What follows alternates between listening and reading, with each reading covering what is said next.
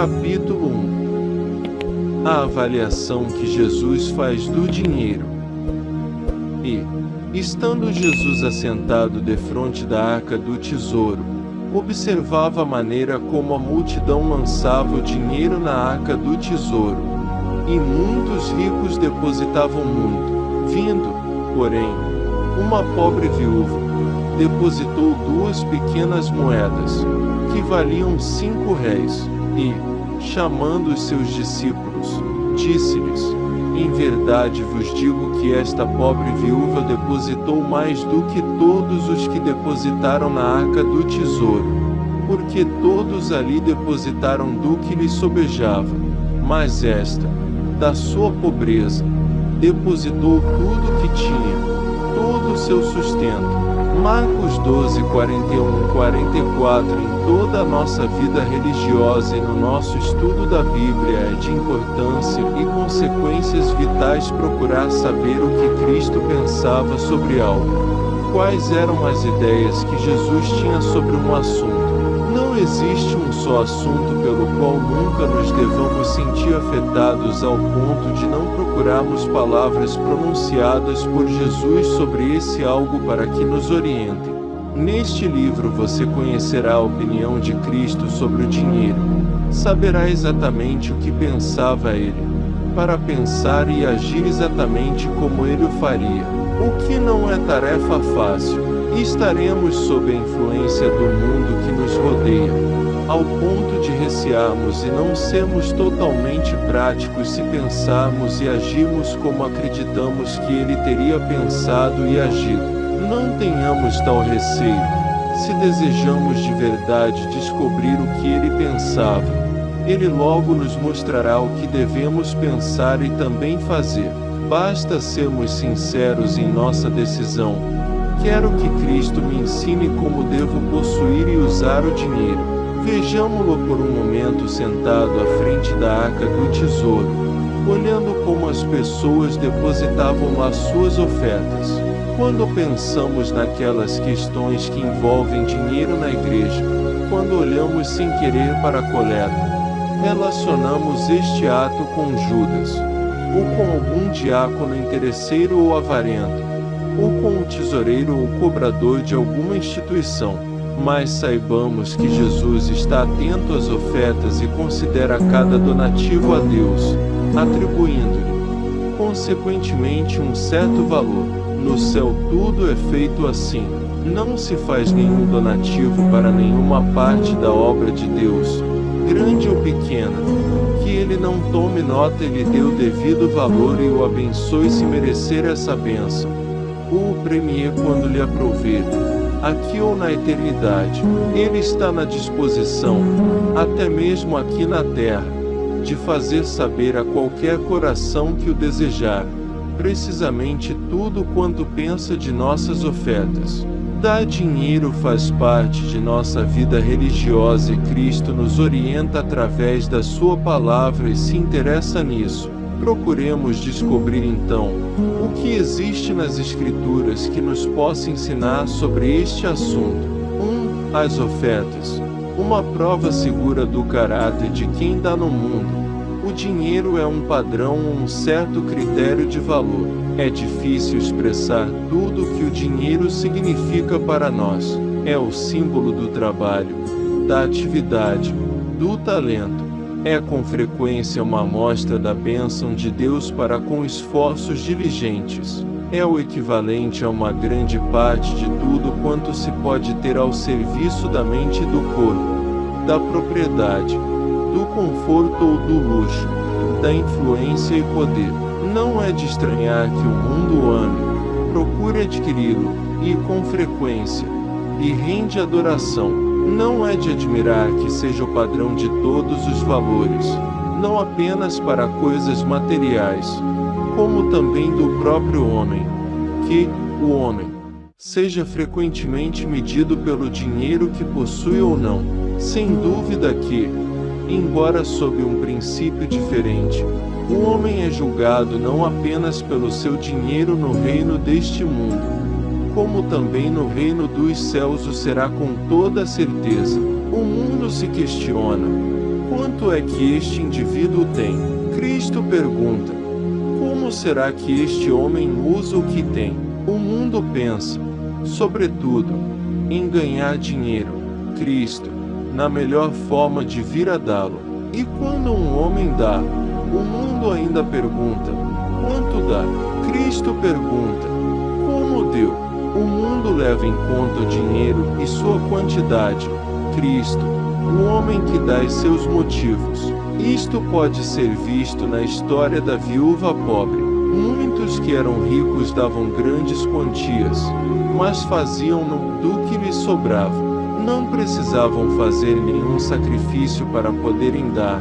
A vida deles era tão boa e confortável tanto antes como depois de haverem dado. E nada mudava pela oferta. Não lhes tinha custado nada. Não existia nenhum amor ou devoção especial a Deus em suas ofertas.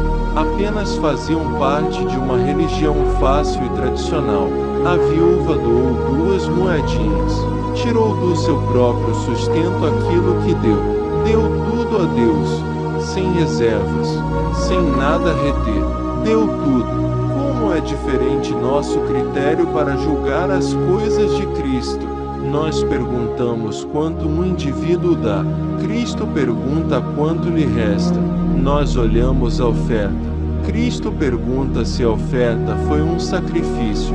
A viúva não ficou com nada para si, deu tudo. Esta doação ganhou a aprovação cordial de Jesus, por ter sido doada com espírito de sacrifício. Como foi o seu que, sendo rico, se fez pobre por amor a nós. Os outros deram muito, mais do que lhe sobrava. Ela deu do que precisava, tudo quanto possuía e tinha. Mas se nosso Senhor deseja que façamos o que ela fez, por que não nos deixou ordens específicas e claras sobre este assunto? Quanto nos alegraríamos quando ofertássemos? Este é o centro fulcral da questão. Precisamos de uma ordem para o fazer. Este é precisamente o espírito do mundo na igreja, olhando o que damos, a quantia que damos. E isto é precisamente o que Cristo não quer nem aceita. Ele quer o amor generoso, o que dá sem que seja preciso mandar. Quer que toda a oferta saia ensopada no amor, uma verdadeira oferta voluntária.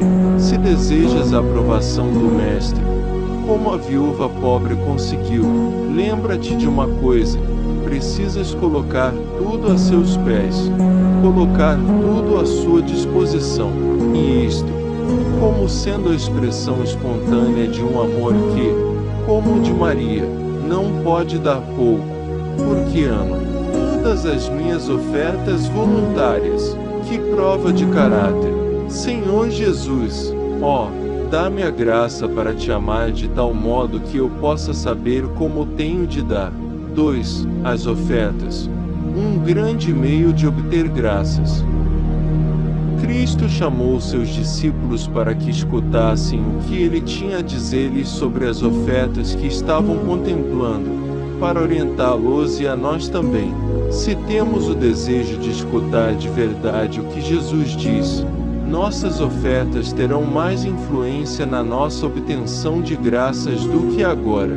O espírito do mundo é a concupiscência da carne, a cobiça dos olhos e o orgulho da vida. O dinheiro é o grande meio que o mundo tem para satisfazer seus próprios desejos. Cristo disse de seus discípulos: não são do mundo, como eu não sou do mundo. Precisam demonstrar pela forma como distribuem todo o seu dinheiro, que o fazem conforme um princípio que não é do mundo, mas que é o Espírito do céu que lhes ensina como devem usá-lo. E o que é que nos sugere este Espírito? Usá-lo para propósitos espirituais, para aquilo que há de durar por toda a eternidade, para aquilo que agrada a Deus. Aqueles que são de Cristo crucificaram a carne e seus desejos. Uma das formas de demonstrar e manter a crucificação da carne é não usar o dinheiro para satisfação pessoal, e a maneira de vencer toda a tentação de fazê-lo é ter o coração cheio de grandes pensamentos sobre o poder espiritual do dinheiro. Se desejas aprender a manter a carne crucificada, nega-te a gastar um só centavo para a tua satisfação pessoal. Como o dinheiro que gastas contigo podes alimentar-te e fortalecer-te, o dinheiro sacrificado para Deus pode ajudar a alma na vitória de vencer o mundo e toda a carne. Toda a nossa vida de fé pode ser robustecida pela forma como gastamos o nosso dinheiro. Muitos precisam estar continuamente ocupados em facturar. Por natureza, seus corações sentem-se atraídos para o abismo, presos às coisas terrenas, ligados à vida mundana. É a fé que nos dá a vitória permanente sobre esta tentação. Todo o pensamento do perigo do dinheiro, todo o esforço para contra ele resistirmos, todo o ato de amor a Deus nos ajudará em nossa vida de fé. Olhemos para as coisas sob a mesma luz de Deus. Pensemos nelas como sendo eternas. Como o dinheiro que passa por nossas mãos é dedicado a Deus, pode ser um exercício diário da fé e das coisas do alto. De um modo muito especial, nossas ofertas podem encher nossa própria vida de amor. Toda graça precisa ser exercitada na esperança que cresça, especialmente no amor. E, embora não o saibamos, nosso dinheiro desenvolveria e fortaleceria nosso amor, se nos impulsionasse a ter interesse e simpatia pelas necessidades daqueles que nos rodeiam. Toda a exigência de dinheiro e toda a resposta que pudermos dar à mesma pode dar lugar ao estímulo de um novo amor e ajudar-nos a uma recepção mais plena de suas bênçãos. As ofertas podem ser um dos meios seletivos da graça, da comunhão contínua com Deus, na renovação de nossa entrega de tudo que somos e queremos dele e uma prova da sinceridade de coração com que andamos diante dele em fé, amor e negação de nós mesmos. 3. As ofertas. Um poder maravilhoso para Deus. Quão maravilhosa é a religião cristã! Toma o dinheiro que representa o espírito deste mundo, personificado no interesse próprio, na cobiça, na avareza e no orgulho, transformando num instrumento para serviço e para fornecer ainda a glória de Deus. Pense nos pobres. Quanta ajuda e felicidade poderíamos levar a milhares e milhares de pessoas indigentes por meio de uma oferta oportuna de um dinheiro procedente de uma mão caridosa. Deus permitiu que as diferenças entre os ricos e os pobres servissem para este mesmo propósito. Do mesmo modo que no intercâmbio entre comprar e vender se mantém aquela dependência mútua entre uns e outros, também no dar e receber caritativamente pode haver um objetivo abundante de bênçãos para dar e receber bens. Disse Jesus: mais bem-aventurado é dar do que receber. Que privilégio divino e que bênção é ter o poder de aliviar os necessitados e alegrar o coração dos pobres através da prata e do ouro. Que bendita religião que faz com que o dinheiro que damos a outros seja uma fonte de prazer maior do que aquele que temos quando gastamos com nós próprios. Este último é gasto com as coisas temporárias e carnais, mas tudo que se gasta na obra de amor tem um valor eterno e traz dupla felicidade, tanto para nós mesmos, como para os outros. Pense na igreja e em sua obra neste mundo, nas missões locais e no estrangeiro, e nas milhares de instituições que existem para arrancar os homens do pecado, para levá-los a Deus e à santidade. É uma grande verdade que a moeda deste mundo, ao ser atirada no ofertório com o espírito apropriado, pode receber o cunho da casa da moeda do céu e ser aceito no intercâmbio de bênçãos espirituais. Recapitulando, é verdade, As ofertas feitas com fé e amor não vão apenas para o tesouro da igreja, mas também para o próprio tesouro de Deus e são trocadas por mercadoria celestial, e não segundo os padrões de valor desta terra, onde sempre se pergunta quanto é a mais segundo os critérios do céu, onde os conceitos do muito e do pouco, grande e pequeno, são desconhecidos. Cristo imortalizou as 2 moedas de prata daquela viúva. Através de toda a sua aprovação, brilham através das épocas. É como se fossem de puro ouro. Tem sido uma bênção para milhões pela lição que ensinam. Significa que nossa oferta 2 pratas, se são tudo o que oferecemos porque não temos mais, mas dada como devemos dar ao Senhor, terá sua aprovação, seu cunho, sua bênção eterna.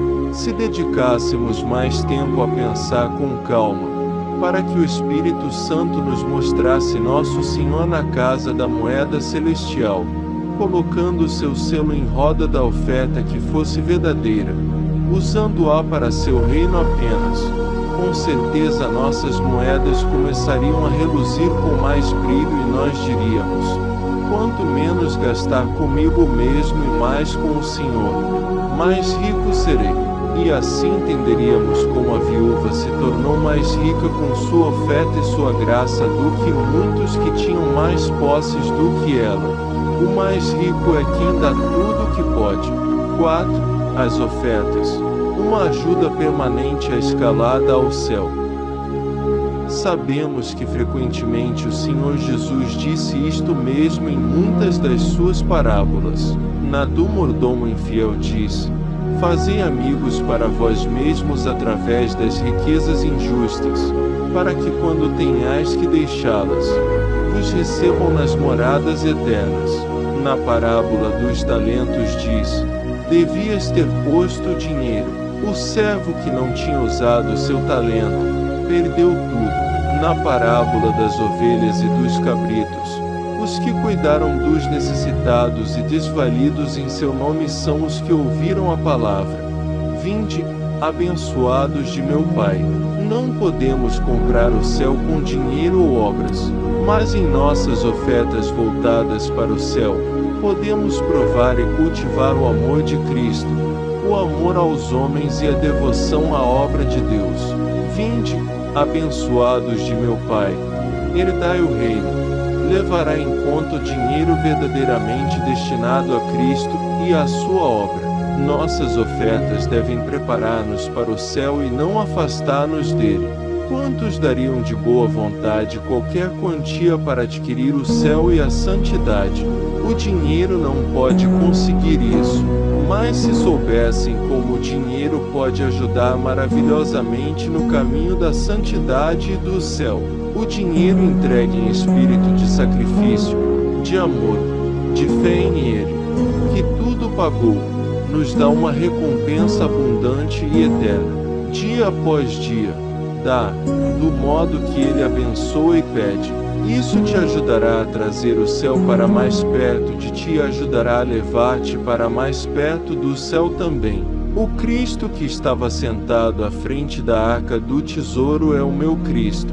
Ele observa minhas ofertas. Aceita o que se dá em espírito de sincera consagração e amor.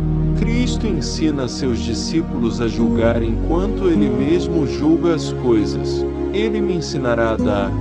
Quando dar e com quanto amor e sinceridade o faço também.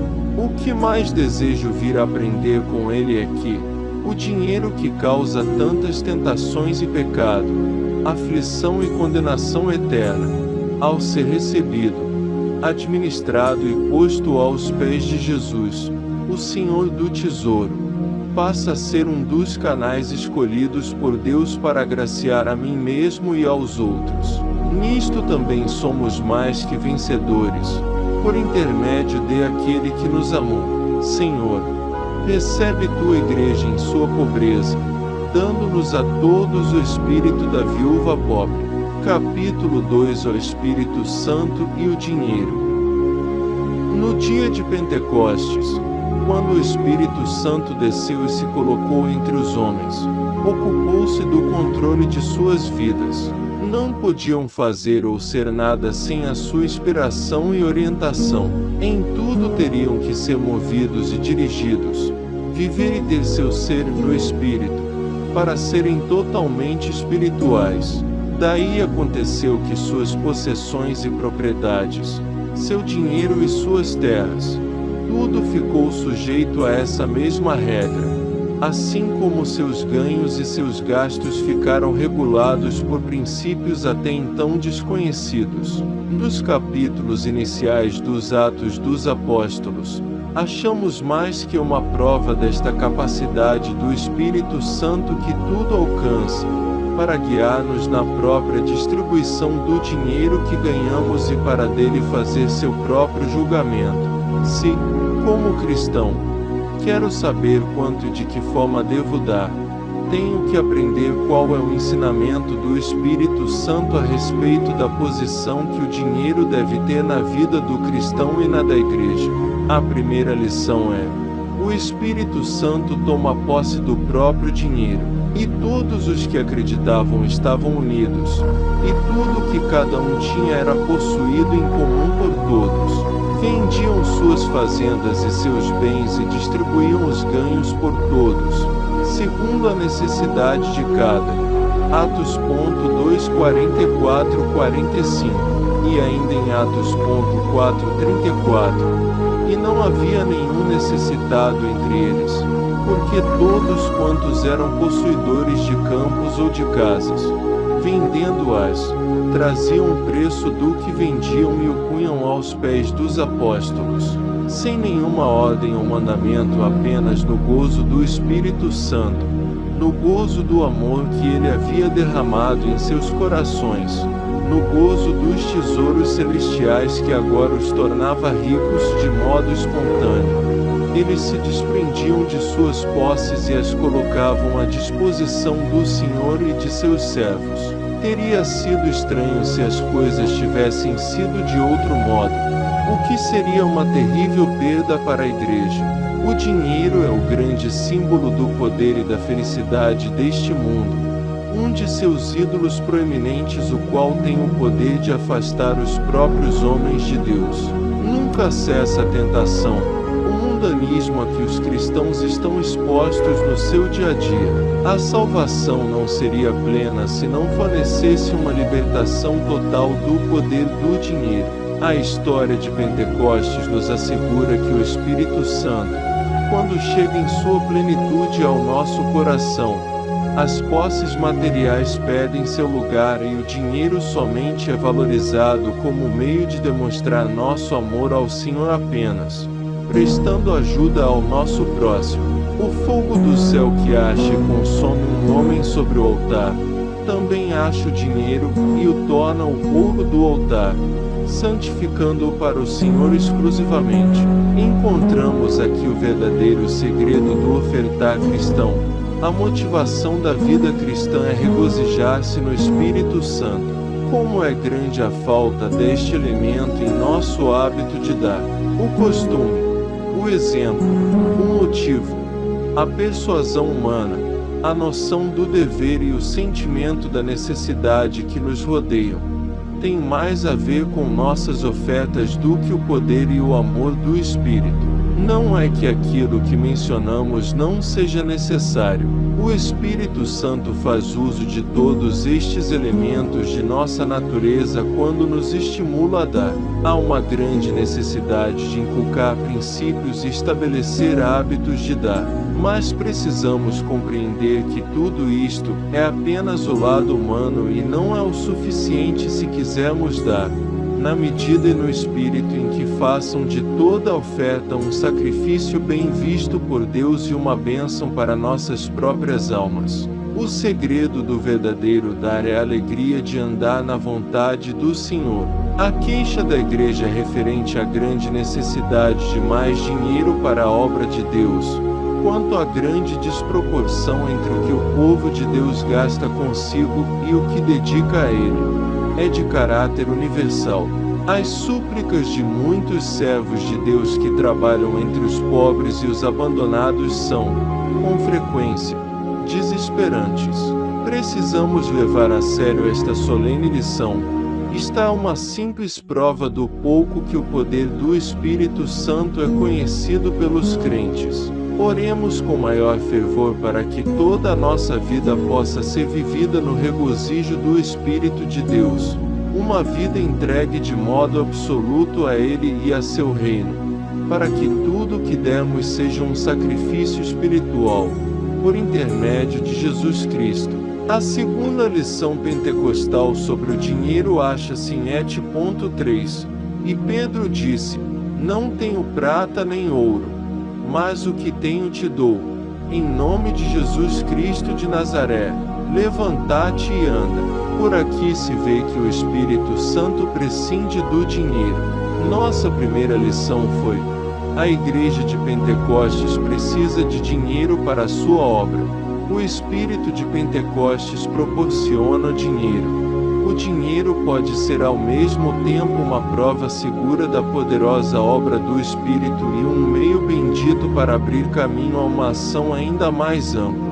Mas aqui reside um perigo. Os homens começam a pensar que o dinheiro é a sua maior necessidade, que a abundância do dinheiro ganho é uma prova da presença do Espírito, que o dinheiro tem que ser força e bênção. Nossa segunda lição dissipa estas ilusões e nos ensina que o poder do Espírito pode aparecer onde não existe dinheiro. O Espírito Santo condescende em usar o dinheiro de seus santos, mas também, às vezes, mostra-lhes que é divinamente independente dele. A Igreja deve entregar-se à orientação desta dupla verdade. O Espírito Santo reclama todo o seu dinheiro, mas também as grandes obras do Espírito Santo podem ser efetuadas sem ele. A Igreja não deve nunca pedir dinheiro, nem tampouco como se isto fosse o segredo da sua força. Vejam os apóstolos Pedro e João, sem um centavo, pobres dos bens desta terra, e mesmo assim, em virtude desta pobreza, eram poderosos para ministrar bênçãos celestiais. Pobres, porém enriquecendo a muitos. Onde aprenderam isto? Pedro diz: Não possuo prata nem ouro. Em nome de Jesus Cristo de Nazaré, levanta-te e anda. Ele nos lembra a pobreza que Cristo havia pedido a eles e da qual ele mesmo havia dado um maravilhoso exemplo.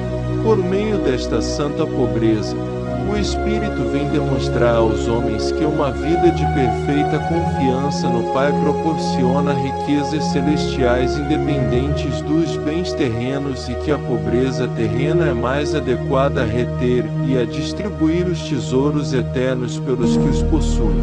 O círculo íntimo de seus discípulos, seguindo as pisadas de sua pobreza, achou a comunhão do seu poder.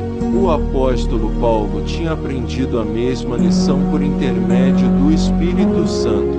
Significa que é um modo maravilhoso, quase indispensável, desprender-se das coisas externas, inclusive das legítimas, para aprender a ser testemunha da absoluta realidade e suficiência das riquezas celestiais invisíveis. Podemos estar certos de que quando o Espírito Santo começa a operar com poder em sua igreja, logo ali se verá sua poderosa realização nas posses de todo o seu povo.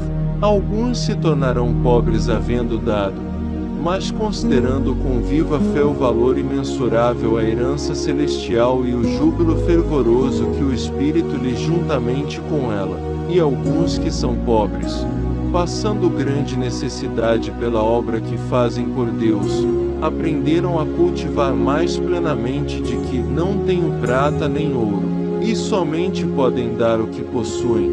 Em nome de Jesus Cristo, mandar o coxo andar, e outros, que não são chamados a dar tudo, sem dúvida irão dar com generosidade desconhecida, porque começam a ver que quanto mais se dá, mais se irão aproximar do privilégio de tudo dar.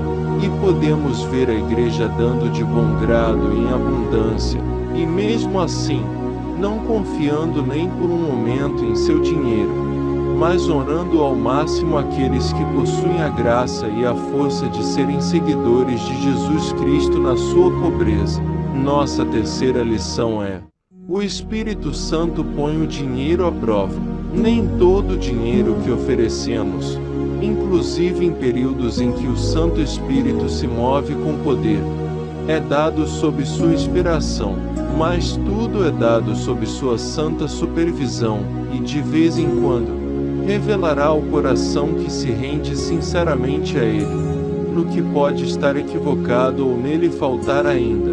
Escutemos: Barnabé tinha um campo e o vendeu, e trouxe a quantia e a colocou aos pés dos apóstolos. Mas Ananias vendeu uma herdade e ficou com parte da quantia, colocando o resto aos pés dos apóstolos. Ananias trouxe sua oferta, e ele e sua esposa caíram mortos aos pés dos apóstolos. Qual fora o terrível crime que trouxe tal castigo? Ananias era um doador fraudulento. Guardara parte da quantia para si. Fingia que dava tudo, mas não era verdade. Dava com o coração de má vontade e queria ter o mérito de ter dado tudo. Na igreja de Pentecostes, o Espírito Santo era o autor destas ofertas. O pecado de Ananias era contra o Espírito Santo. Não tem nada demais, então, que se repita. E caiu um grande temor sobre todos os que o ouviram. Se é tão fácil pecar, inclusive dando, se o Espírito Santo vigia e julga nossas ofertas, deveremos todos agir com mais cuidado e temor. E no que consistia este grande pecado? Simplesmente nisto, em que não dava o que dizia dar. Este pecado, não em sua forma máxima, mas em seu espírito e em suas manifestações mais sutis, é mais frequente do que pensamos. Não há muita gente que diz ter dado tudo ao Senhor não sendo verdade, pelo uso que fazem do dinheiro.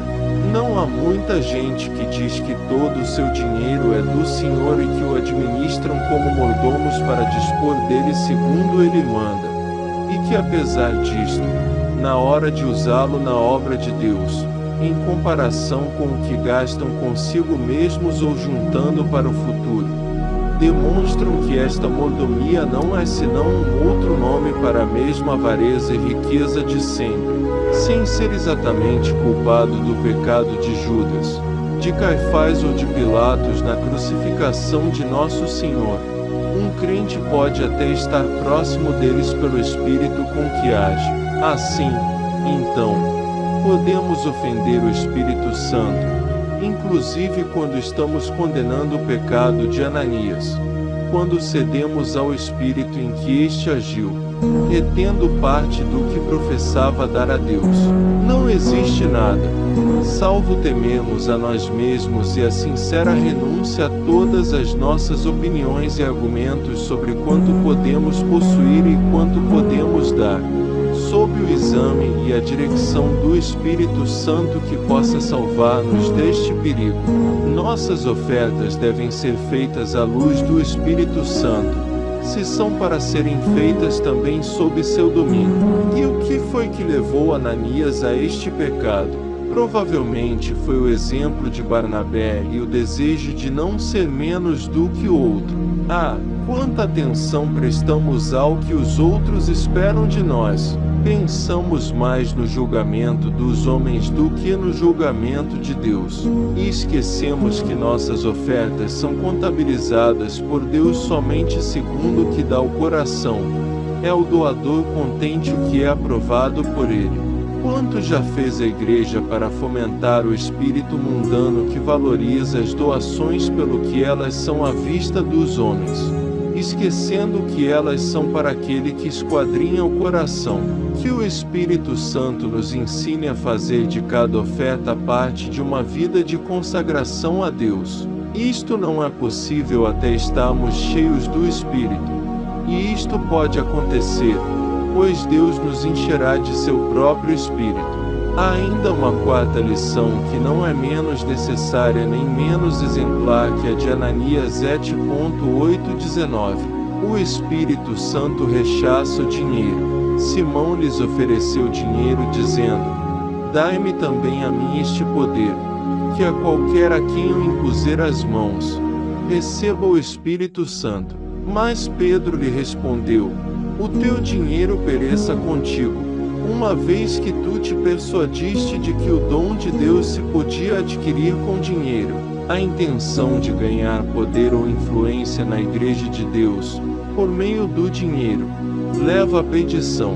Aqui, distintamente do caso de Ananias, havia uma simples ignorância do caráter espiritual e antimundano do reino de Cristo.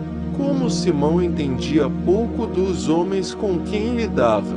Estes homens precisavam de dinheiro, e podiam usá-lo muito bem para eles mesmos e para os outros.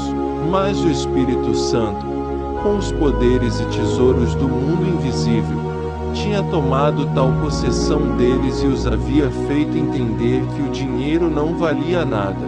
Que o dinheiro pereça, que você pereça, antes de lhe permitir significar algo na Igreja de Deus. Que pereça antes que, por um momento, seja fomentada a ideia de que o rico pode adquirir um lugar ou um poder do qual carece o pobre. Tenha sua Igreja sido fiel nesta verdade, em seu protesto solene contra as pretensões da riqueza. Se nós considerarmos a resposta que a história nos dá, tem havido exemplos, homens de verdadeira descendência apostólica que mantêm viva a superioridade do dom de Deus sobre as considerações terrenas, mas, com demasiada frequência, tem-se concedido aos ricos honra e influência, afastando-se da graça e piedade, o que seguramente tem ofendido o Espírito e prejudicado a Igreja. A aplicação pessoal é aqui um assunto de importância capital. Nossa natureza tem andado sob o poder do Espírito deste mundo. Nossa mente carnal, com suas vontades e hábitos de pensamento e sentimento, é tão sutil em sua influência, que não há nada que possa livrar-nos do poderoso feitiço que o dinheiro exerce, exceto a certeza da presença e da obra constante e plena do Espírito em nós. O Espírito Santo pode fazer-nos morrer para os caminhos e modos de pensar do mundo, e o Espírito dá-nos isso quando nos enche da sua presença e poder da vida em Deus. Oremos para podermos ter esta fé de glória transcendente, na afirmação e suficiência do Santo Espírito como dom de Deus para ser a riqueza e a força da Igreja. Que o dinheiro possa ser mantido sob controle e possa ser dominado por Cristo e por nós mesmos. Que reconheçamos que seu único valor é ser usado no serviço cristão. Bendito Senhor Jesus, ensina-nos e protege-nos de forma que, como Barnabé, ponhamos todo o nosso dinheiro a teus pés, mantendo-o à tua disposição.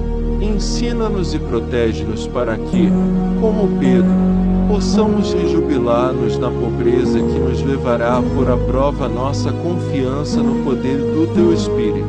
Ensina-nos e protege-nos para que não nos aconteça como a Ananias, que a profissão que fazemos de viver inteiramente para ti não seja desmentida por aquilo que te entregamos como oferta. Ensina-nos e protege-nos para que não pensemos, como Simão, que os dons de Deus ou o poder sobre os homens podem ser conseguidos com dinheiro. Que o bendito Espírito nos encha de si mesmo. Vem e enche tua Igreja com tua presença viva e que todo o nosso dinheiro seja teu completamente. Capítulo 3 A graça de Deus e o dinheiro. Pois conheceis a graça de nosso Senhor Jesus Cristo que, sendo rico, se fez pobre por amor a vós, para que pela sua pobreza vos tornasseis ricos. 2 Coríntios 8:9 Nesta epístola aos Coríntios e nas que se seguem, temos os ensinamentos de Paulo sobre o tema das ofertas do crente, falando da coleta que deseja que os irmãos de Corinto façam junto com outros gentios, para ajudar seus irmãos judeus. Ele abre o tema do valor celestial de nossas ofertas terrenas e desenvolve os princípios que deveriam estimular-nos quando oferecemos nosso dinheiro para o serviço de Deus.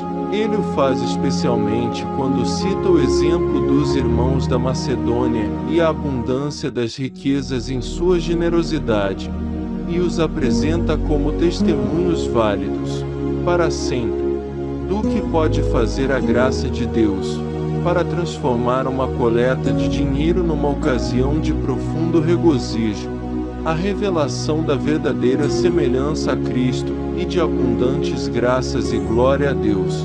Retiremos algumas das principais lições que podem ajudar-nos a achar o caminho, pelo qual nosso dinheiro pode passar gradualmente a ser um meio e uma prova do progresso da vida cristã em nós mesmos. 1. A graça de Deus sempre nos ensina a dar. 2 Coríntios 8:1 E vos fazemos conhecer a graça de Deus, concedida às igrejas da Macedônia. No decorrer dos 2 capítulos seguintes, a palavra graça aparece 8 vezes, uma vez, sobre a graça de nosso Senhor Jesus Cristo, que por amor a vós se fez pobre, outra, sobre a graça que Deus pode fazer abundar em nós, as outras 6 vezes sobre a graça especial das ofertas. Todos acreditamos saber o que significa a palavra. Não apenas é usada em referência à disposição da graça do coração de Deus em relação a nós, mas muito mais ainda em relação à disposição da graça que Deus nos concede e que opera em nós. A graça é a força, o poder, a energia da vida cristã, tal como ela age em nós por intermédio do Espírito Santo. Todos conhecemos a ordem de permanecer fiéis na graça, de crescer na graça, de buscar mais graça. Regozijemo-nos nas palavras, graça abundante, graça extraordinariamente grande. Oremos continuamente para que Deus aumente e intensifique sua graça em nós.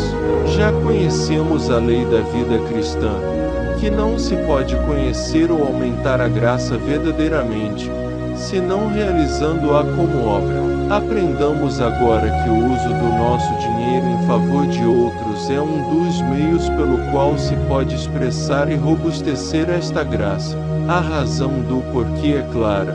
A graça em Deus é sua compaixão pelos que são indignos. Sua graça é maravilhosamente gratuita. Sempre é concedida sem levar em conta o mérito. Deus dedica a sua vida a dar e tem deleite em dar.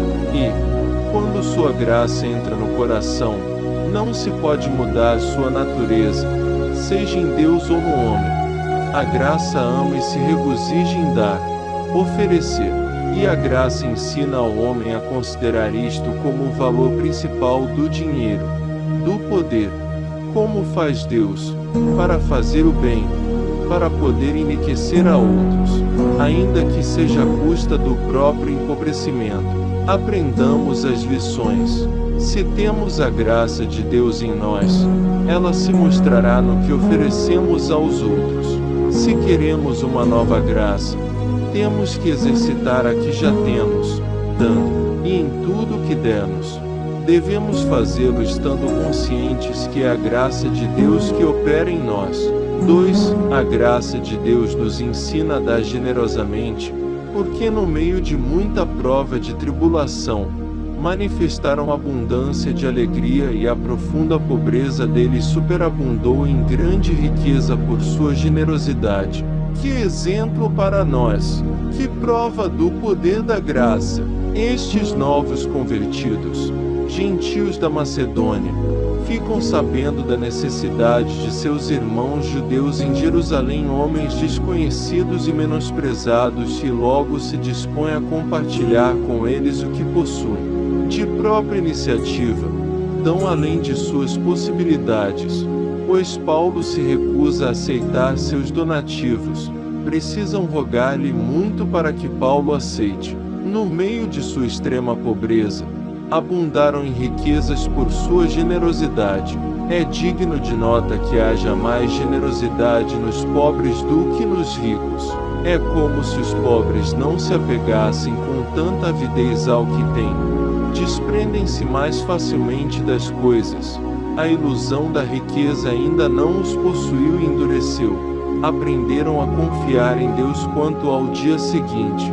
Sua generosidade não é, na realidade, o que os homens consideram como tal. Seus donativos são pequenos. Poderia dizer-se que não lhes custa muito dar tudo. Já estão acostumados a ter pouco. E contudo, o próprio ato de dar facilmente é o que o torna mais precioso perante Deus.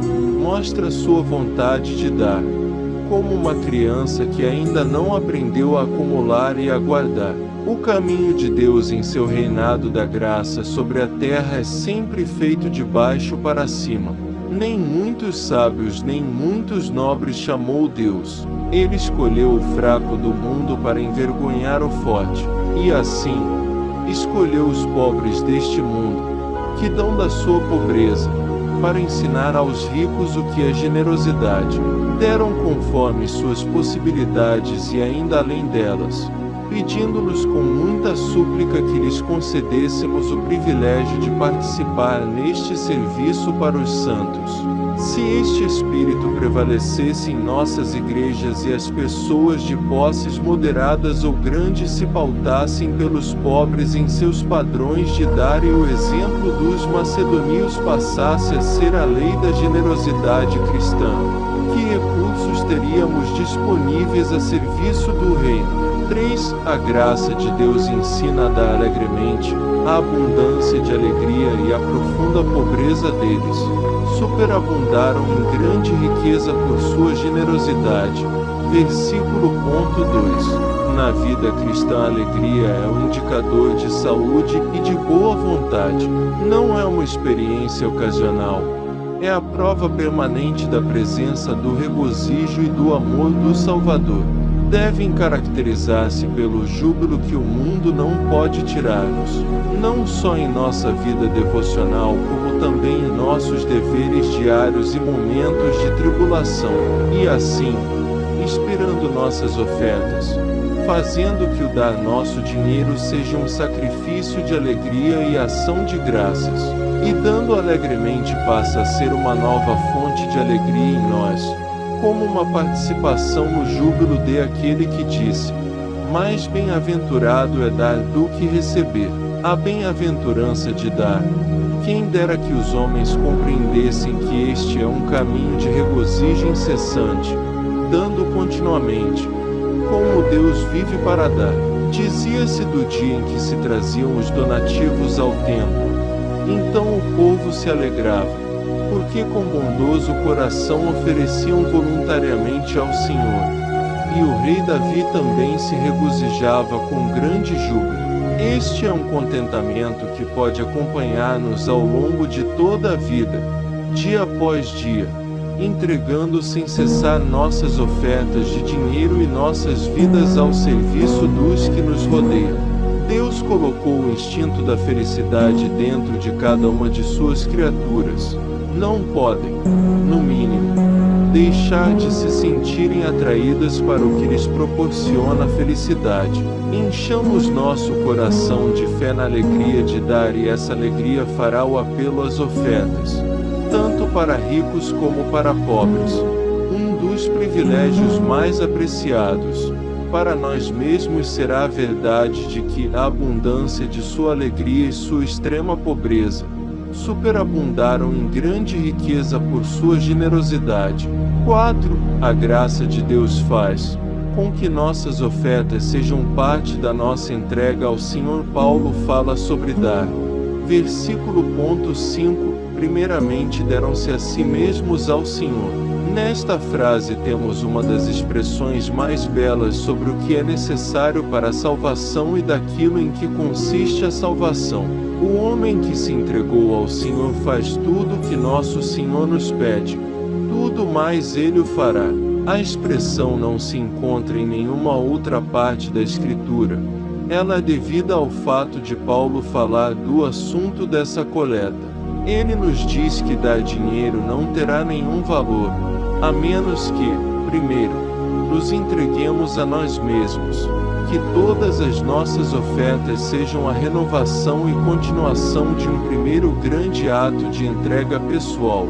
Que cada novo donativo de dinheiro seja uma renovação da bênção, da inteira consagração. Somente este pensamento pode elevar nossas ofertas acima do nível comum do dever cristão e delas fazer uma verdadeira manifestação e corroboração da graça de Deus em nós. Não estamos sob a lei, mas sim sob a graça. E mesmo assim, grande parte de nossas ofertas, seja na coleta durante o culto ou em ocasiões especiais, faz-se de um modo rotineiro, não em relação direta a Nosso Senhor.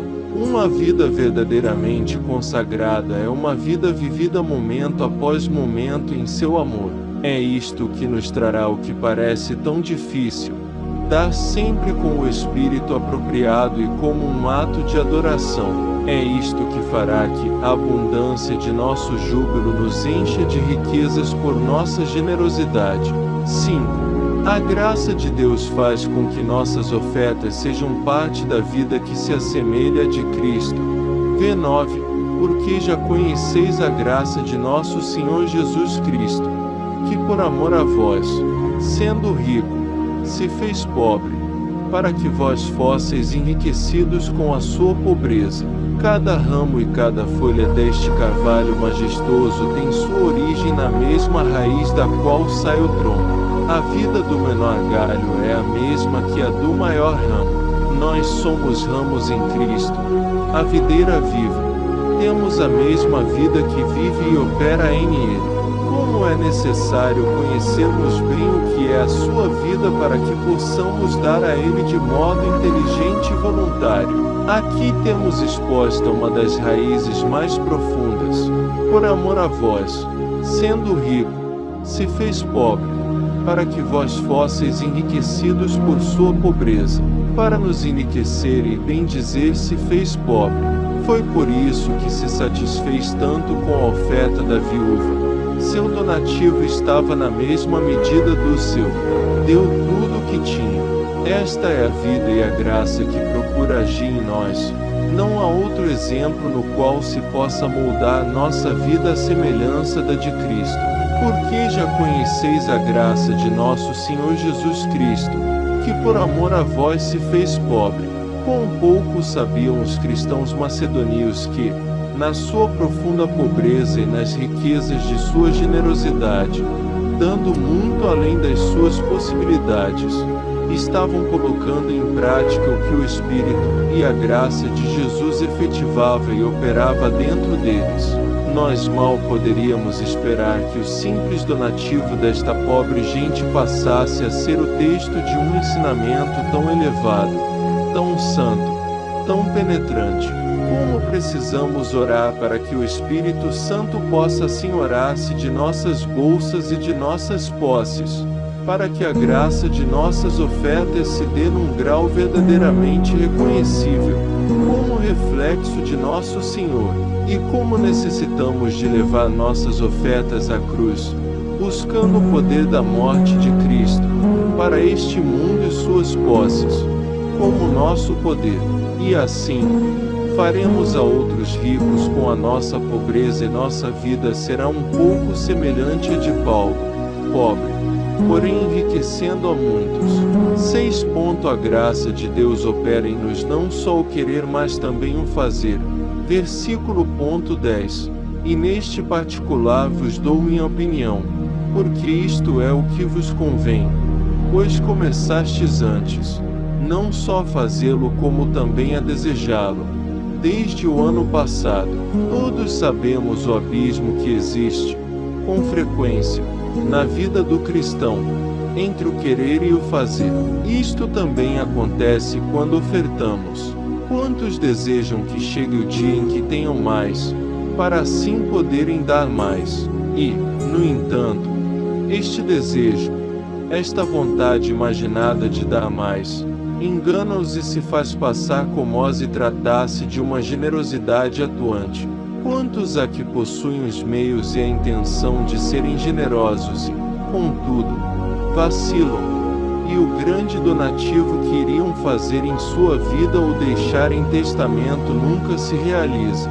Quantos há que se consideram verdadeiramente generosos por aquilo que querem fazer, mas, na realidade, o que fazem com os meios de que dispõem é algo que não podem desejar que Deus observe? A mensagem chega para todos, agora, pois, acabai também de fazê-lo, para que assim como estivestes prontos a querê-lo, assim também o estejais em cumpri-lo conforme as posses que tendes.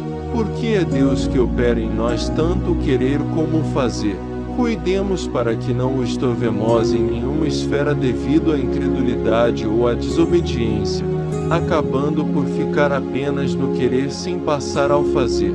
A vida cristã precisa de exercício, e é através da prática que cresce a piedade. Se achamos que em algum pormenor nossas ofertas não têm estado à altura deste modelo da Escritura, que não têm sido generosas nem alegres, nem têm estado de acordo com o espírito de nossa entrega total ao Senhor, o qual se fez pobre por nós, a toda hora, sempre disposto, sempre querendo, devemos acrescentar também o fazê-lo bem. 7. A graça de Deus faz a doação aceitável segundo o que cada um tem. V12.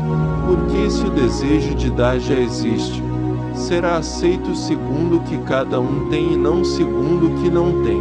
Deus, que vê o coração, julga cada oferta pela capacidade de dar de cada um, e seu bendito Espírito dá a saber ao coração reto e à consciência abençoada que sua oferta na terra encontrou aprovação e aceitação no céu.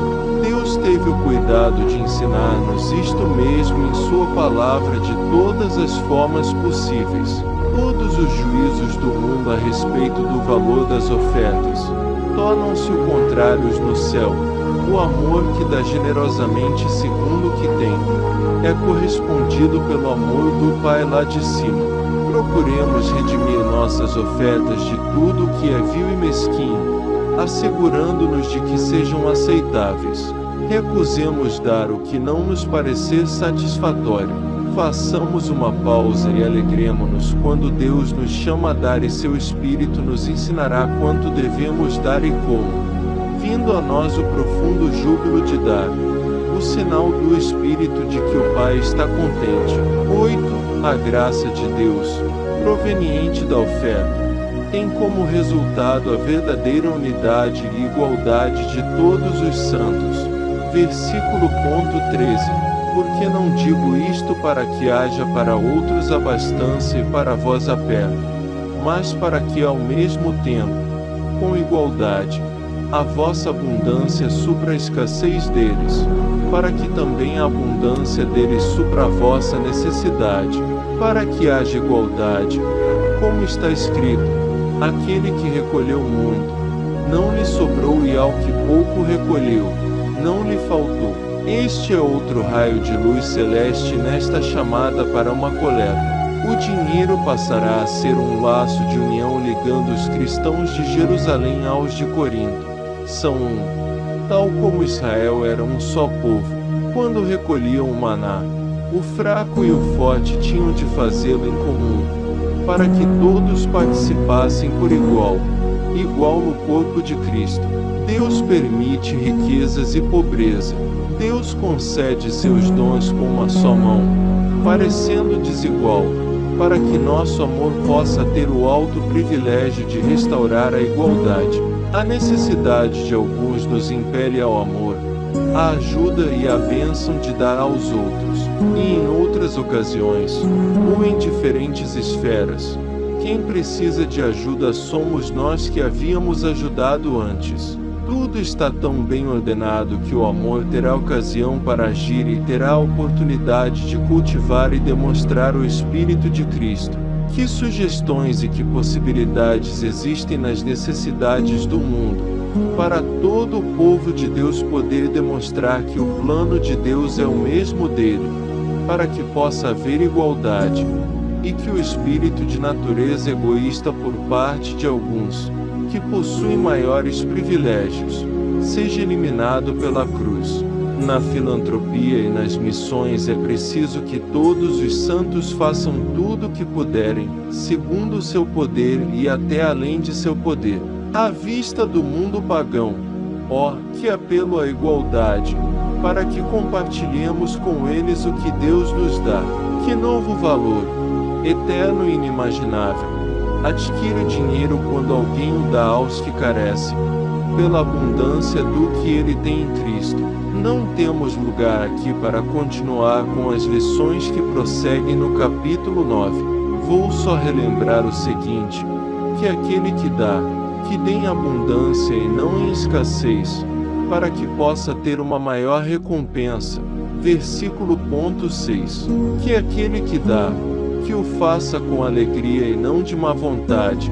Deus ama o doador alegre. Versículo 7. Que aquele que dá, o faça confiando. Deus fará com que toda a graça abunde em-nos. Versículo 8. Dar é motivo de glória para Deus, pela ação de graças daqueles abençoados. 11:13. Dá-nos recorda o dom de Deus e nos conclama que lhe agradeçamos seu dom inefável. Versículo 15. Que riqueza de santos pensamentos e sabedoria celestial se nos abrem como resultado das ofertas dos crentes macedônios e coríntios. Por que não reformularmos todas as nossas ofertas sob este pensamento e esta sabedoria, para que possamos fazê-las de perfeito acordo com a pauta divina destes capítulos? Por que não começarmos logo e não entregarmos a Ele, que se fez pobre por nós, tudo aquilo que temos retido e guardado por egoísmo e autocomplacência? E por que não lhe pedimos que nos mostre através de seu Espírito, que o valor e a bênção do dinheiro consistem em gastá-lo para o Senhor, para a bênção do nosso próximo e para usá-lo como um instrumento e exercício da graça, transformando-o assim num tesouro que dura para toda a eternidade. Capítulo 4. A pobreza de Cristo. Porque conheceis a graça de nosso Senhor Jesus Cristo, que por amor a vós, sendo rico, se fez pobre, para que vós fosseis enriquecidos por sua pobreza. 2 Coríntios 8:9. Por sua pobreza, que significa isto? Que se despojou de todas as posses celestiais e terrenas para que as riquezas da terra e do céu pudessem ser nossas, que tomou nosso lugar no caminho da pobreza terrena, para que nós pudéssemos gozar do bem-estar das riquezas celestiais que ele conquistou por nós. Ou será que este, por sua pobreza, tem um significado mais profundo e implica que sua pobreza é o mesmo caminho ou passagem que abriu, pelo qual nós teremos de ir se quisermos ingressar plenamente em suas riquezas? Significa que, tal como ele necessitou morrer para o mundo em pobreza de espírito e corpo, para poder abrir-nos o caminho dos tesouros celestiais, também nós temos de seguir seus passos e só por meio da sua pobreza agindo em nós, por meio da comunhão com sua pobreza, podemos chegar ao gozo perfeito das riquezas que ele nos dá. Em outras palavras, a pobreza de Jesus é uma coisa só para ele ou é algo de que devemos participar nós também, seus discípulos? Há apenas um aspecto na vida e no caráter de Cristo, do qual não podemos participar, que tenha ensinado sua santa pobreza. Será o direito de possuir e gozar as riquezas da terra, tal como se pratica agora na igreja, que é parte do que Cristo assegurou para nós? Ou será possível que a falta de fé na beleza e bênçãos da vida pobre de Jesus Cristo seja parte da causa da nossa pobreza espiritual? Ou será que o que nos falta da pobreza de Cristo seja a causa da nossa falta de riquezas? Não será preciso que pensemos de um lado, Por amor a nós se fez pobre, e também do outro. Por ele eu sofro a perda de todas as coisas. Para achar resposta a estas duas perguntas, primeiro temos de orientar nossa visão para nosso bendito Senhor. Talvez o Espírito Santo desvende alguma coisa da glória deste divino atributo, a menos que nosso coração esteja voltado para nosso Senhor, em contemplação paciente e em oração, esperando que o Espírito Santo nos dê sua iluminação. Podemos pensar, sem dúvida, em sua divina pobreza, mas não podemos contemplar realmente sua glória ou conseguir que seu poder e bênçãos entrem em nossa vida. Que Deus nos dê entendimento. A primeira coisa que precisamos ver é qual era a razão, a necessidade da pobreza terrena de Cristo. Podia ter vivido na terra possuindo riquezas e distribuindo-as com mão generosa e sábia. Podia ter vindo com algumas posses econômicas médias, o bastante para não ter que depender dos outros e possuir um lar, o que ele não tinha, tanto num caso como no outro. Poderia ter ensinado a seu povo, de todas as idades, preciosas e necessárias lições a respeito do uso apropriado das coisas deste mundo, mas não. Havia a necessidade divina de que a sua vida fosse de pobreza total. Ao procurarmos a explicação, achamos duas espécies de razões. Existem as que fazem referência a nós e a sua obra para conosco como nosso Salvador. Existem outras que estão mais intimamente ligadas à sua vida pessoal como homem e à obra que o Pai realizava em ele, ao se aperfeiçoar através do sofrimento. Das razões que se referem à sua obra, as principais podem ser enumeradas facilmente. A pobreza de Cristo faz parte de sua inteira e profunda humilhação, uma prova de sua perfeita humildade. Está disposto a descer às mais baixas profundezas da miséria humana, compartilhando por completo de todas as consequências do pecado. Os pobres têm sido desprezados em todas as épocas, enquanto que os ricos são procurados e honrados. Cristo também veio fazer parte dos desprezados e desamparados. A pobreza de Cristo tem sido sempre relatada como uma das provas de seu amor. O amor se deleita em dar, o seu amor perfeito em dar tudo. A pobreza de Cristo é uma das expressões deste amor que se sacrifica a si mesmo e nada retém, procurando ganhar-nos para si por meio da maior abnegação em nosso favor. A pobreza de Cristo é também sua capacidade de relacionar-se conosco e ajudar-nos em todas as provações que surgem em nossa relação com este mundo e seus bens. A maior parte da humanidade precisa lutar contra a pobreza. A maioria dos santos de Deus são pessoas pobres e aflitas. A pobreza de Cristo tem sido para milhões a garantia de que ele pode sentir com eles suas necessidades, que, também para ele, as necessidades terrenas foram motivo de ajuda celestial. A escola de uma vida de fé, a experiência da fidelidade de Deus e o caminho para as riquezas celestiais.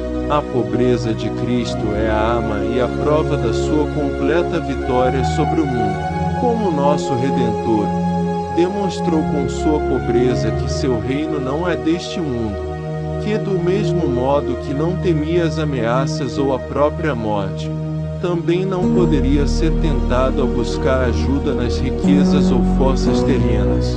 Mas estas razões são mais externas e formais. O profundo significado espiritual da pobreza de Cristo surgirá quando a considerarmos como parte de seu treino como Filho do Homem e sua demonstração do que deve ser a verdadeira vida do homem. A pobreza de Cristo foi parte deste sofrimento, através do qual ele aprendeu obediência e foi aprimorado por Deus como nosso sumo sacerdote. Para a natureza humana, a pobreza será sempre uma provação. Fomos feitos para sermos reis e possuidores de todas as coisas. Não ter nada é causa de sofrimento. A humanidade de Cristo não foi, como ensinam as docetais terisco, uma mera aparência ou uma encenação. Nunca houve um homem de modo tão intenso e real como Jesus Cristo. Homem verdadeiro de homem verdadeiro. A pobreza implica independência de outros. Significa desprezo e vergonha. Com frequência traz escassez e sofrimento. Carece dos meios e do poder da terra. Nosso bendito Senhor sentiu tudo isto como homem, e foi através deste sofrimento que o Pai, em parte, operou em ele sua vontade como Filho, e o Filho demonstrou sua submissão ao Pai e sua absoluta confiança em ele. A pobreza de Cristo foi parte da sua escola da fé, na qual ele mesmo aprendeu primeiro e logo ensinou aos homens que a vida é mais do que a carne, e que o homem vive, não só de pão, mas de toda a palavra que vem da boca de Deus. Em sua própria vida tinha que provar que Deus e as riquezas do céu podem fazer muito mais que satisfazer um homem que não tem nada na terra, que a confiança em Deus, na vida terrena, não será em vão, que a pessoa só precisa daquilo que Deus se apraz em dar-lhe. Em sua pessoa temos o testemunho do poder que vem com a pregação do reino do céu, quando o próprio pregador é a prova da sua suficiência. A pobreza de Cristo foi uma das marcas de sua completa separação do mundo, a prova de que ele era de outro mundo e de outro espírito. E assim, como o pecado entrou no mundo por intermédio de um fruto bom para comer e agradável à vista, o grande poder deste mundo sobre os homens está nos negócios, nas posses e no desfrutar desta vida. Jesus veio para vencer e recuperar o mundo e expulsar seu príncipe. Conseguiu-o repelindo toda a tentação para que aceitasse seus presentes e procurasse sua ajuda.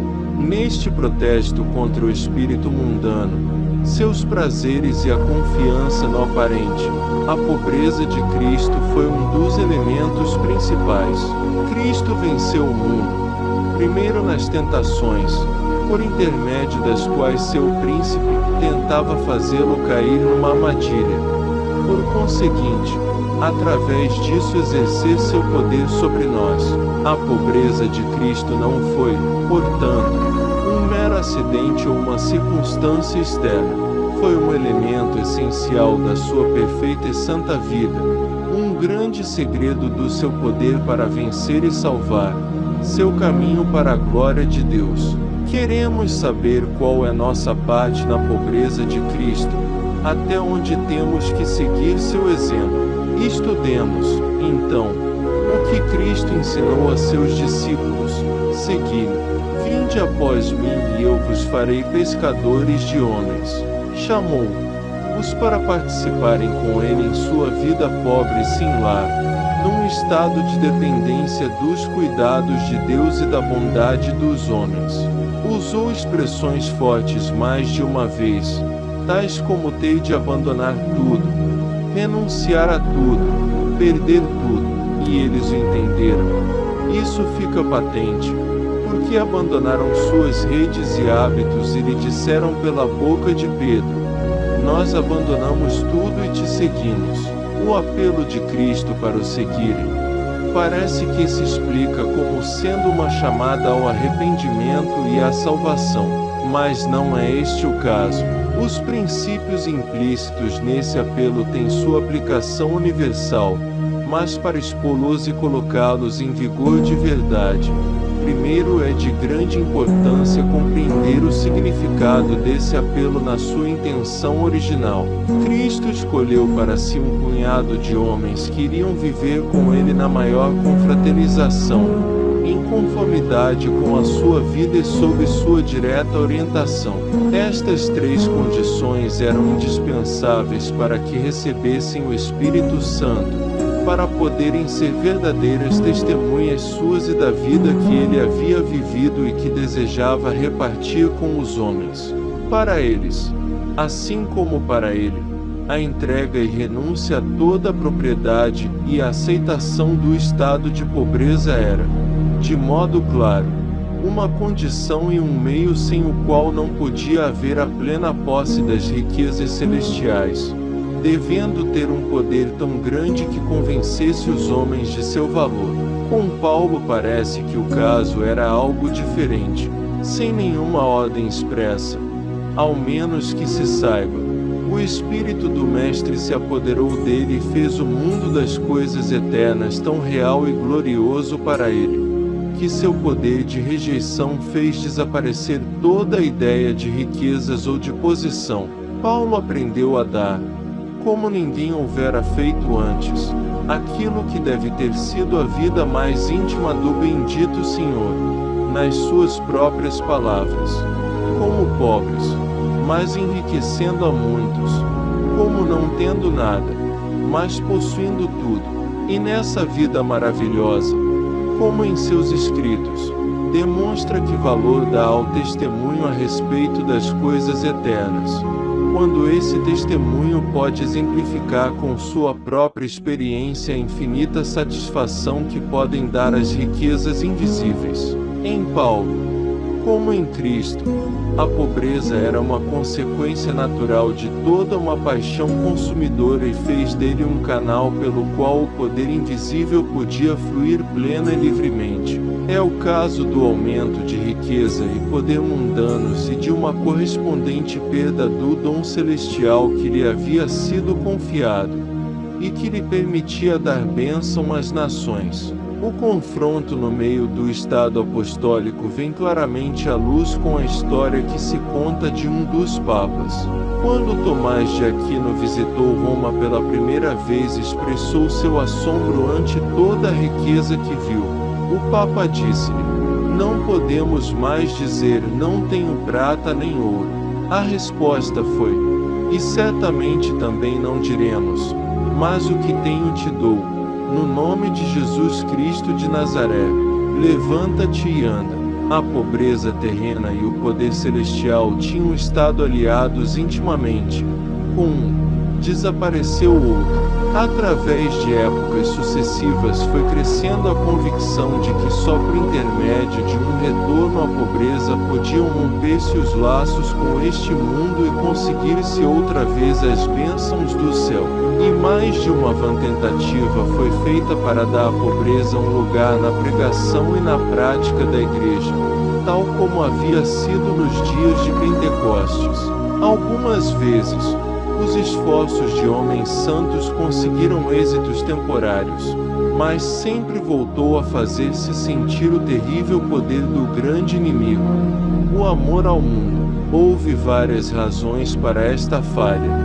Uma delas foi que os homens não entendiam que, estando no cristianismo, o estado aparente não contaria, mas só o espírito. As palavras de Cristo, "O reino de Deus está em vós", foram esquecidas, e os homens esperavam da pobreza o que só pode ser realizado pelo Espírito de Cristo. Os homens procuraram fazer disso uma lei, dobrar-se as suas regras e unir-se em irmandades. Almas que não tinham uma vocação ou uma capacidade interna para uma imitação semelhante à de Cristo.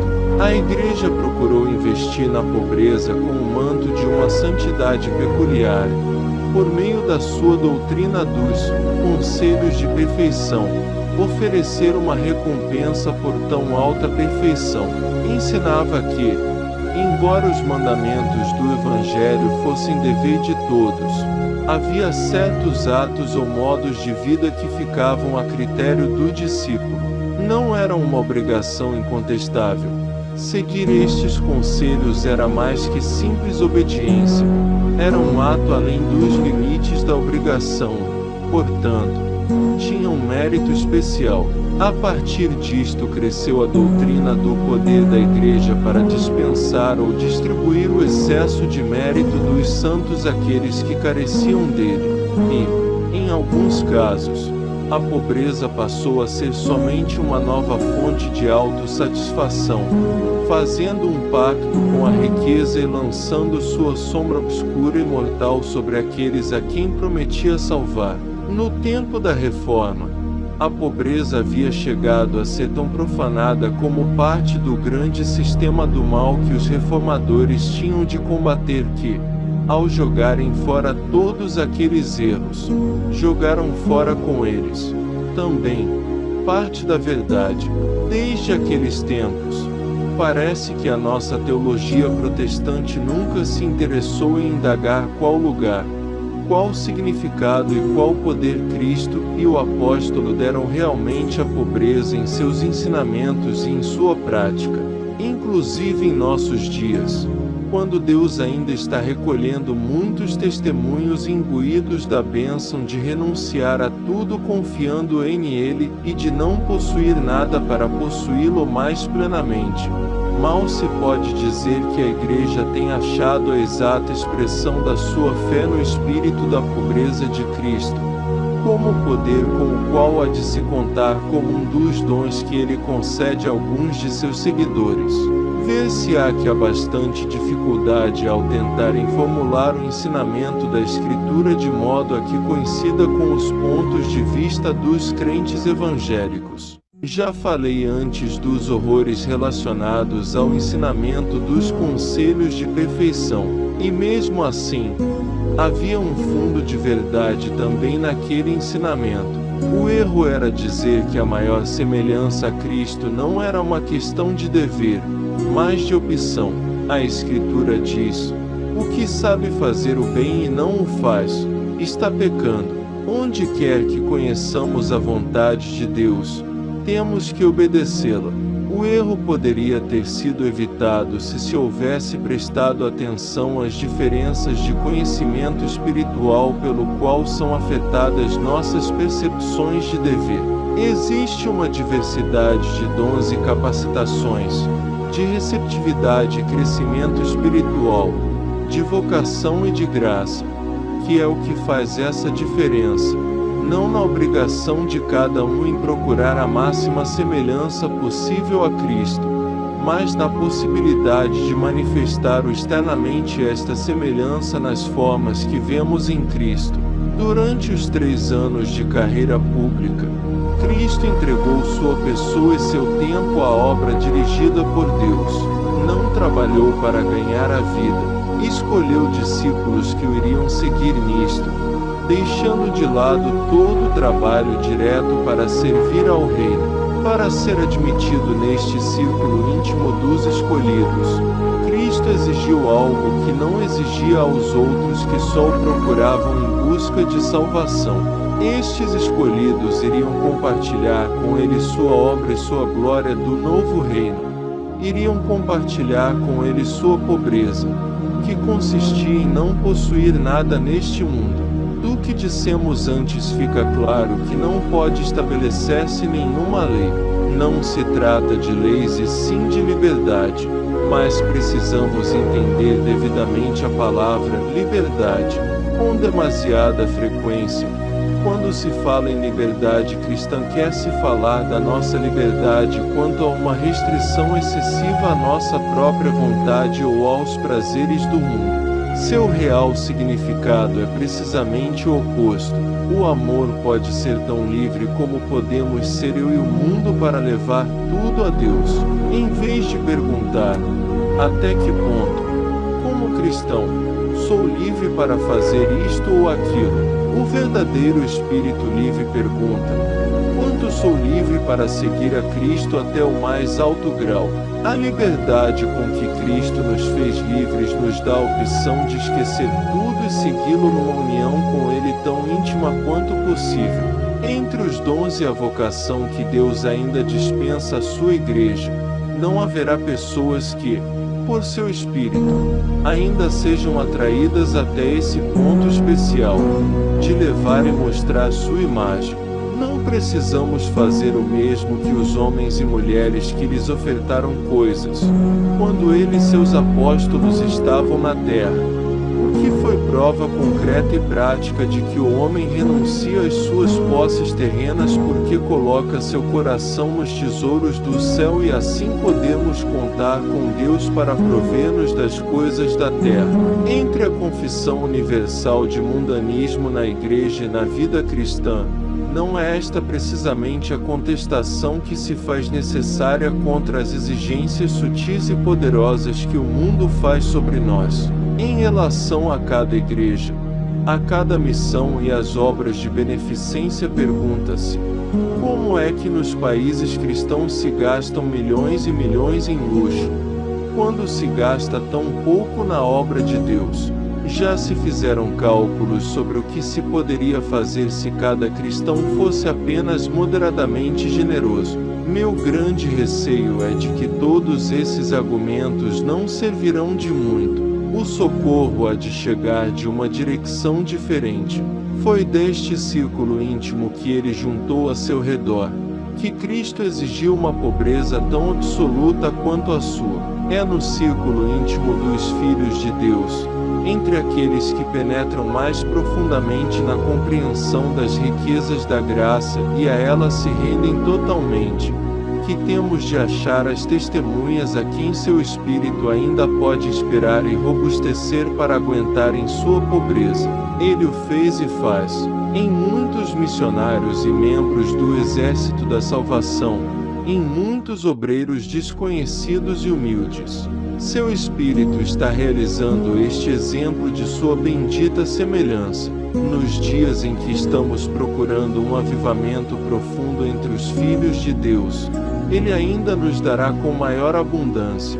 Benditos são os que esperam em Ele para receber seu ensinamento, para conhecer sua mentalidade e exibir sua santa semelhança. Somente quando o círculo mais intimamente ligado a ele mostrar o poder da sua presença é que os outros sentirão a influência. Os homens de posses moderadas, os que não sentem vocação para uma vida pobre, virão compelidos pelo constrangimento do poder do exemplo e se sentirão mais impelidos a sacrificar o conforto e o bem-estar pelo serviço a Cristo, do que se sentiam no passado. E os ricos prestarão atenção aos sinais de perigo que Deus pôs em seus caminhos.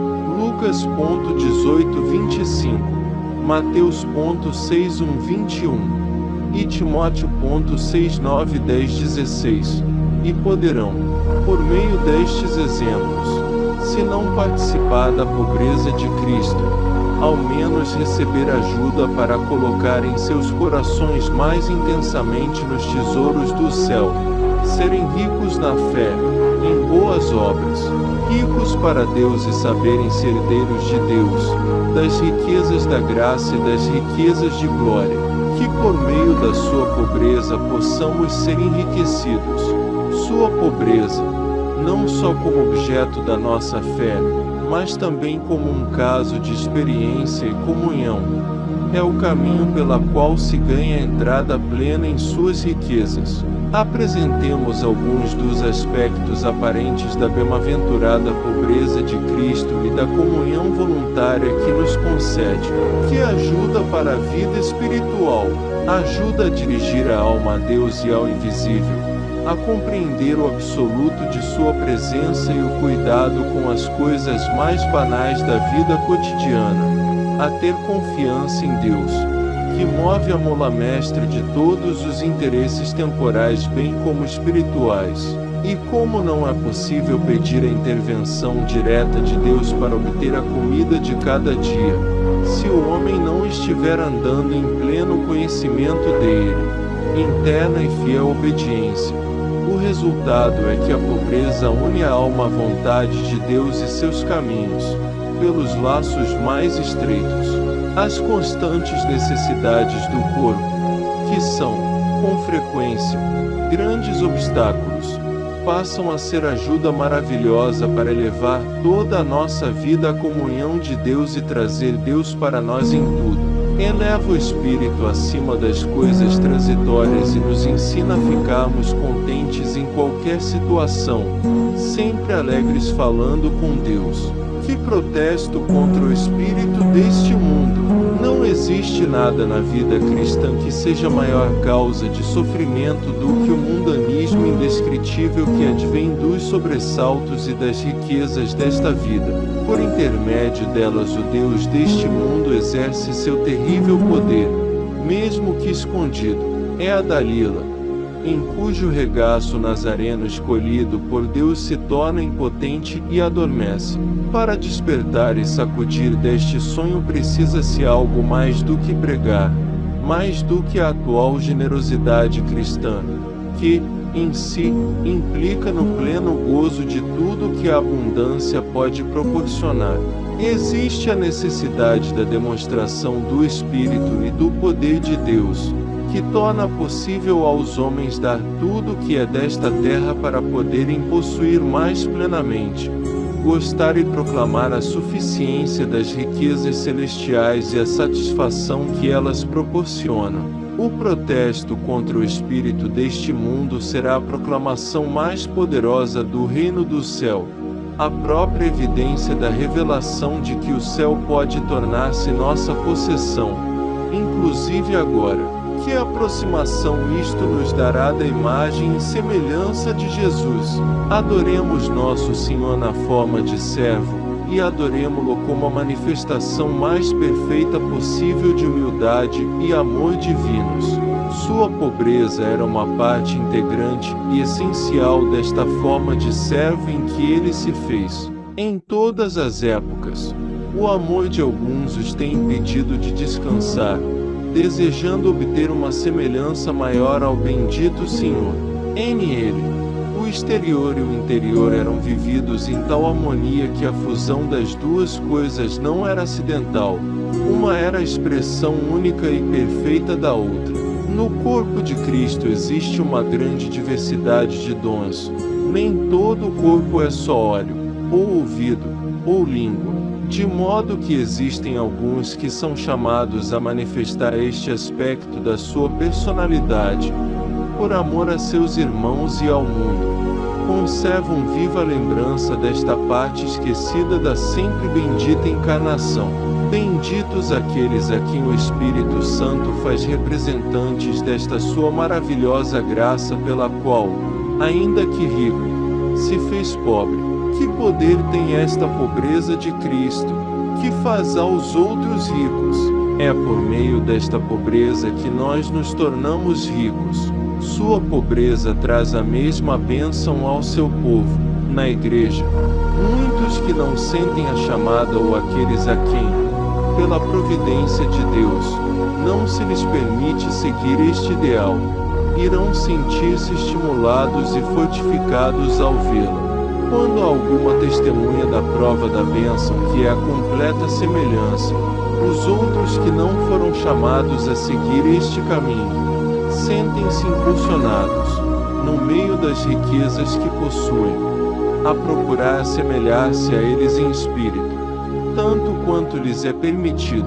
O ofertar cristão não só será mais generoso em quantidade, como também mais generoso em espírito, em disposição e em alegria, por meio da sua pobreza, por meio da pobreza de Cristo neles, muitos serão enriquecidos.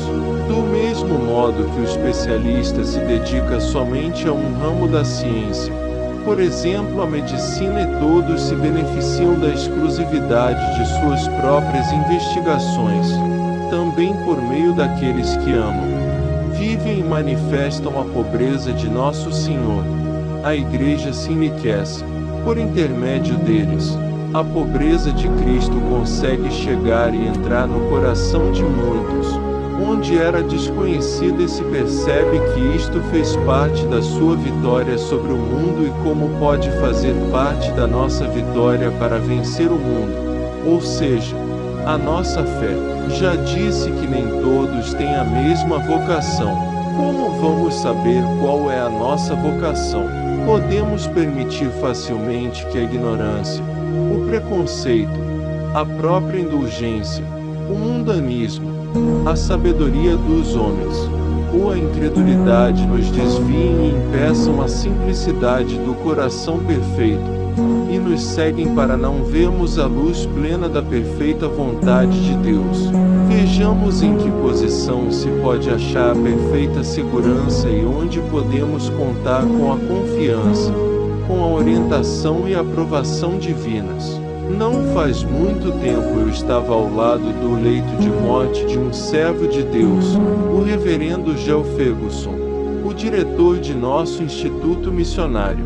Disse-me ele que havia meditado sobre um texto que tinha aparecido no decorrer de sua preparação para uma aula no instituto. Se nossos pecados forem como os grãos escarlates, virão a ser como a neve. Ao pensar nisso, foi como se alguém lhe dissesse, branco como a neve. Sabes o que é isto? A resposta foi, não, Senhor, só tu sabes, eu não. E logo veio a pergunta, branco como a neve. Podes conseguir? Podes tornar-te assim? Não, Senhor, eu não posso, mas tu, sim.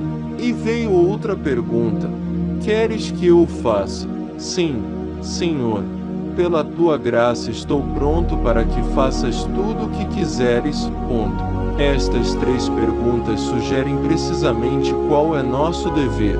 A pobreza divina de Jesus Cristo. Sabes o que é? O que é em ele, em seus discípulos, em Paulo e em seus santos em anos posteriores? A resposta é, não, Senhor, só tu sabes. É disto que necessitamos antes e acima de tudo. Se Deus abrisse nossos olhos para que víssemos a virtude espiritual de nosso Senhor em sua pobreza, em sua inteira renúncia a todo conforto ou prazeres mundanos, se víssemos a virtude divina da qual isto é a personificação, se soubéssemos como foi infinitamente formoso para os santos anjos, infinitamente agradável para o Pai, só assim poderíamos, em algum grau, dizer se é algo que queremos desejar e imitar.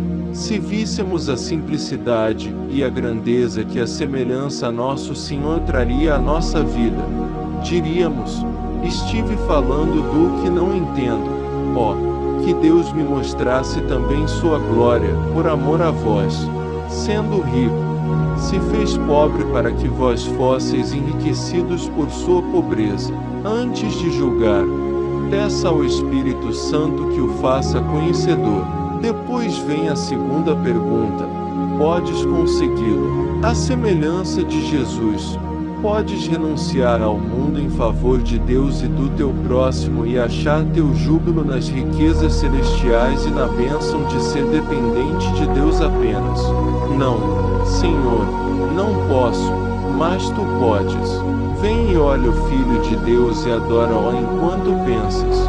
Foi Deus quem o fez como foi, e pensa que Deus pode, com seu grande poder, realizar em mim sua divina semelhança.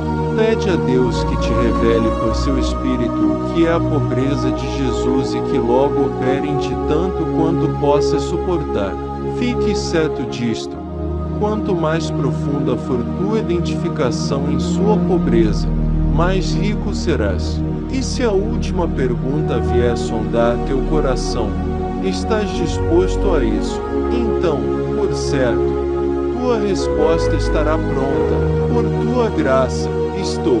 É possível que não vejas nenhuma saída para todas as complicações da tua vida. Pode ser que receies sobrevir sacrifícios e provações que não possas suportar, mas não temas, porque não há que temer entregar-se ao perfeito amor de Deus, para que Ele opere sua perfeita vontade, para tudo que Ele quer que faça dar-te-á, sem dúvida, discernimento e poder, o trono de riquezas, honra e glória no qual o Cordeiro foi exaltado é, sem dúvida, prova suficiente de que não há caminho mais seguro para a riqueza e a honra do que através de sua pobreza. A alma que se entrega em simplicidade aos cuidados do Senhor, achará que a comunhão com seus sofrimentos lhe trará aqui mesmo a comunhão da sua glória. Mesmo sendo rico, por amor a vós se fez pobre, para que vós fosseis enriquecidos por sua pobreza. Fim.